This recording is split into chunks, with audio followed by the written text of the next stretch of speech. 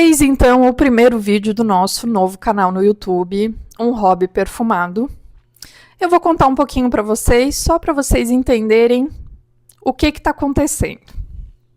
Então, eu tinha um perfil lá no TikTok, onde eu fazia resenhas de perfume, avaliação de fragrâncias, de ambientação, de frasco, de borrifador, de tampas, enfim.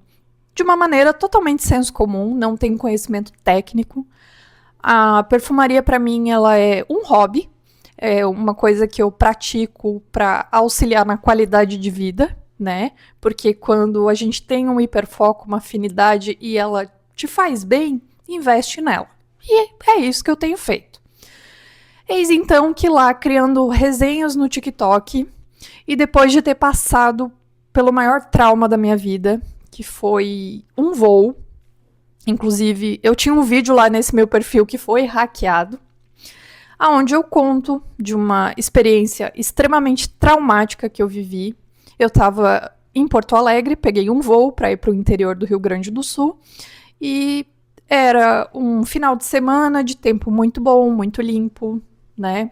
Eu estava voando numa aeronave ATR, que são aquelas aeronaves menores, né, que voam com altitude mais baixa.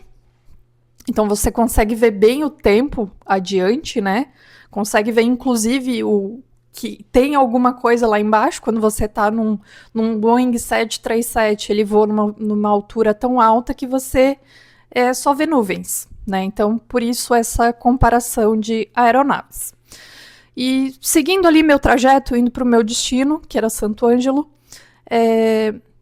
estávamos no meio do serviço de bordo, né? As aeromoças estavam servindo os passageiros e o avião estava lotado, e eu até mencionei que é muito fácil lotar uma aeronave dessa, por ela ser muito pequena, né? São 2 assentos de cada lado. Então, num dado momento, a sensação era de que o avião tinha batido numa parede. Foi essa sensação, né? Sabe, quando você tá indo numa velocidade constante e de repente alguma coisa te para, né? É aquela sensação de frear. Então foi isso que aconteceu no meio do voo e perdemos muita altitude, e com certeza é uma coisa assim assustadora, porque se você tá no céu, o avião tá despencando, a primeira coisa que você vai pensar é: vou morrer, acabou. E lembro, assim, que as pessoas mais altas, né, que não é o meu caso, pelo fato de ser uma aeronave muito compacta, acabaram esbarrando em algumas coisas, se machucando, compartimento de bagagem abrindo, pessoas gritando. E, como eu falei, estava no meio do serviço de bordo, até isso eu esqueci de comentar lá no outro vídeo que eu falei sobre o meu trauma.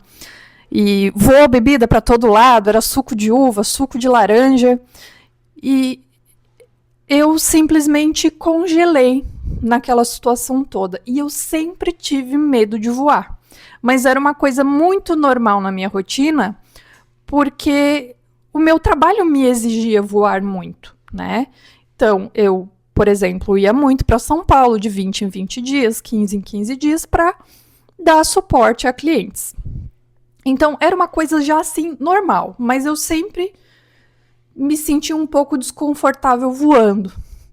Mas foi um sentimento devastador quando a aeronave começou a perder altitude. Aí depois o piloto, né, justificou para nós, passageiros, que nós tínhamos passado dentro de uma nuvem de calor e por conta disso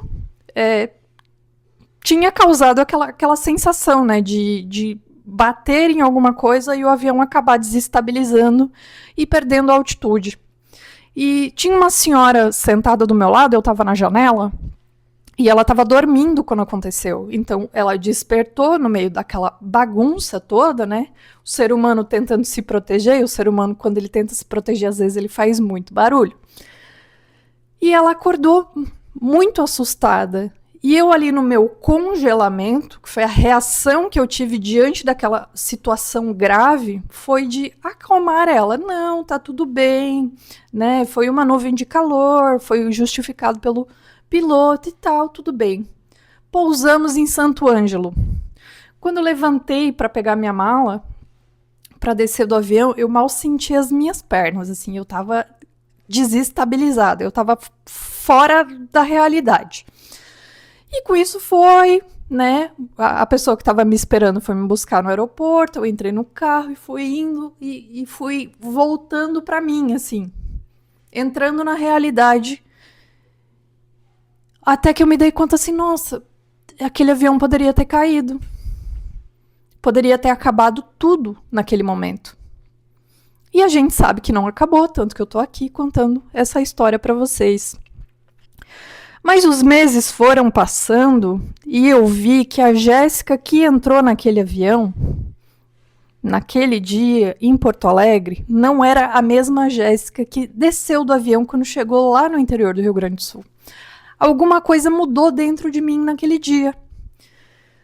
E então, enfim, fiz meus compromissos lá que eu tinha que fazer, tive que retornar para Porto Alegre e era a mesma companhia, é a única que faz aquela rota, que é o voo da ATR da Azul. E muito assustada, naturalmente. Enfim, cheguei em Porto Alegre, peguei um ônibus, voltei para minha cidade, Tubarão, Santa Catarina, e a minha vida nunca mais foi a mesma.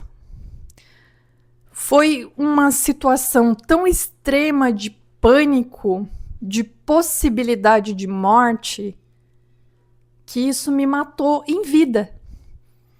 Então, eu tive, depois, né, de alguns meses, indo na psiquiatra, sempre fiz acompanhamento psicológico, que eu acho fundamental, acho que até pra gente ser humano, pra gente ser alguém decente nesse mundo, a gente tem que se autoavaliar o tempo todo. Eu acho isso muito importante, uma opinião minha, claro. E voltei para minha casa, voltei para minha rotina, mas eu não voltei, não era mais eu. Eu tinha medo de sair de casa, eu tinha medo daquela sensação de frio na barriga quando um elevador tá subindo, porque me remetia ao voo. Então eu tive ali um estresse pós-traumático e mediquei para isso, me tratei para isso fielmente, não faltei a nenhuma sessão. Mas isso congelou a minha vida, porque eu não queria mais sair de casa. Eu me sentia inapta até para trabalhar, que é no campo da vida onde eu tenho mais segurança. Eu me considero uma ótima profissional, muito completa, porque eu sou boa fazendo o financeiro que eu faço, eu sou boa na prospecção de clientes no comercial, eu acho que eu tenho qualidades de diplomacia para lidar com situações conflitantes, às vezes de uma empresa lidando com um órgão, alguma coisa burocrática. Eu tenho essas qualidades. Eu levei um tempo para reconhecer isso. Mas eu já não queria mais trabalhar, eu já não queria mais sair da cama, eu já não queria mais fazer nada. E a minha vida ficou congelada assim durante 1 ano e meio, mais ou menos. Que foi quando muitas pessoas que me amam muito começaram a me sacudir e falar, vamos acordar, a vida tá aí, tá passando, tá acontecendo, e tu não morreu? E de fato, não, mas como eu falei, eu vinha vivendo a minha vida como se eu tivesse morrido, porque foi um trauma muito assustador. Tudo me assustava, o mínimo me assustava. Entrar num carro, ir até a cidade ao lado, Laguna, a movimentação do carro me assustava, o trânsito me assustava. Então eu me tornei assim um grande ponto de sensibilidade. Foi isso que aconteceu. Até que, agora terminando a parte triste da história, eu sempre tive um fascínio, um encanto pela perfumaria. Eu tenho uma questão olfativa e de paladar muito forte. E eu digo que eu uso os dois na perfumaria, por mais que eu não borrife o perfume na minha boca. Mas eles trabalham juntos. E eu comecei a praticar mais o hobby da perfumaria e comecei a me reencontrar. Eu comecei a voltar a sentir as coisas, porque eu estava congelada, vivendo a minha dor do meu trauma e do meu sofrimento. E fui para o TikTok gravar resenha. Sempre tive um pouco de facilidade de lidar com câmera, porque eu tenho um outro canal aqui no YouTube onde eu falo sobre contabilidade, que é a minha profissão. Então eu pensei, bom, não é muito diferente. E a diferença, inclusive, é que eu vou falar sobre um tema leve, nada burocrático. E deu muito certo. E avaliando ali a minha coleção de perfumes, né, que eu já vinha juntando, eu observei que tinham coisas que já não faziam mais tanto sentido para mim, que eu não precisava mais ter aquilo na minha coleção. E eu pensei, pô, vou montar um projeto.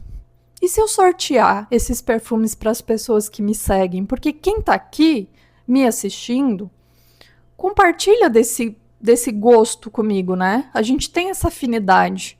E foi aí que surgiu o projeto do nosso Hobby Perfumado. Então, todos os sábados, lá no meu perfil do TikTok, eu vinha então fazendo sorteios. Montava um vídeo, pegava ali 2, 3 perfumes, resenhava sobre eles, explicava, né, como eles se comportavam em temperatura, enfim, em composições. E o projeto cresceu muito rapidamente, foi super legal. E logo alcançamos mais de 10 mil seguidores. E eu muito encantada com aquilo, com a proporção que aquilo tomou. Porque qualquer outra pessoa, não me colocando numa posição de vantagem ou de ser melhor do que alguém, mas venderia os perfumes. Mas é o que eu sempre falo, a educação que eu tive da minha mãe, das minhas tias, da minha avó, é que quando a gente tem uma coisa boa que faz bem pra gente, se tem a possibilidade de a gente compartilhar com o outro, sem querer nada em troca, esse é um gesto básico de educação. Então, comecei com uma pessoa aqui, outra pessoa ali, e esse perfume sorteado virou uma caixinha linda, com mimos, com cartinha e tudo mais. E, infelizmente, o meu perfil foi hackeado. O TikTok é péssimo de suporte, qualquer outra coisa do gênero, e quem hackeou, sei lá, fez um trabalho tão excelente a ponto de o TikTok não reconhecer o e-mail que eu usava na conta como sendo legítimo, né? O TikTok não me ajuda em nada, não me ajuda a recuperar minha conta. Assim, então, criei uma segunda conta, que hoje está com um pouco mais de 2 mil seguidores, que é uma grande diferença de se ter mais de 10 mil. Mas o nosso projeto continua acontecendo e vai continuar acontecendo, mas eu pensei, por que não trazer para o YouTube? Um lugar onde eu me sinto confortável, né? Como eu falei, eu tenho um outro canal de outra vertente desde 2016, são 9 anos no YouTube, então eu tô em casa. Então, resumindo, o nosso projeto, os nossos sorteios vão continuar acontecendo lá no TikTok pela facilidade de comunicação, mas aqui no YouTube também teremos resenhas, também teremos coisas para compartilhar, ideias. E o mais massa nisso tudo é que eu conheci muita gente legal. Fiz ótimos amigos, pessoas que tiveram muita empatia com a minha história, porque eu já contei essa minha história do avião lá. E foi um vídeo tão longo quanto esse. E muitas pessoas pararam mais de 10 minutos para me assistir e me abraçaram com muito carinho, porque elas viram o quanto esse trauma machuca, porque ele me machuca até hoje. Eu cuido dele todos os dias. Ele tá comigo o tempo todo. E eu sempre digo, não é que a perfumaria ou meu projeto ou qualquer coisa relacionada a isso vai me curar. Não é isso. Mas me faz tão bem que parece que a cada dia dói menos. Cada dia dói menos. E é por isso que eu tô aqui.